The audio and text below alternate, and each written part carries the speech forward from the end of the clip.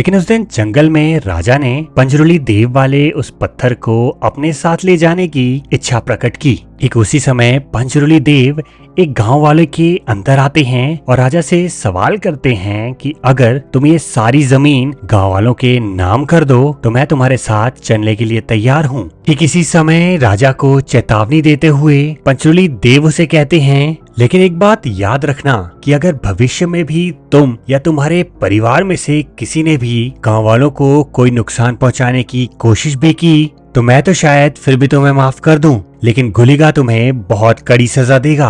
पंचरुली की तरह गुलिगा भी एक दैव्य अवतार हैं, लेकिन पंचरुली से बिल्कुल उलट गुलिगा को न्याय और क्रोध का देवता कहा जाता है। गुलिगा देव की कहानी इतिहास में काफी पुरानी है।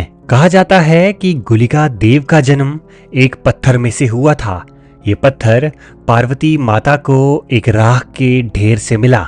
इस राख को जब भगवान शिव ने पानी में बहाया तो वहां से गुलिगा का जन्म हुआ। लेकिन जन्म के बाद गुलिगा को भगवान विष्णु के पास उनकी सेवा करने के लिए भेज दिया गया। लेकिन गुलिगा का वो भयानक गुस्सा और कभी ना खत्म होने वाली भूख भगवान विष्णु को परेशान करने लगी। गुलिगा एक शक्तिशाली लेकिन क्रोध से भरे हुए दैव्य थे, जिनकी भयानक शक्तियों से अन्य देवी देवता भी घबराते थे। इसीलिए भगवान विष्णु ने इन सब चीजों से तंग आके उन्हें धरती पे भेज दिया।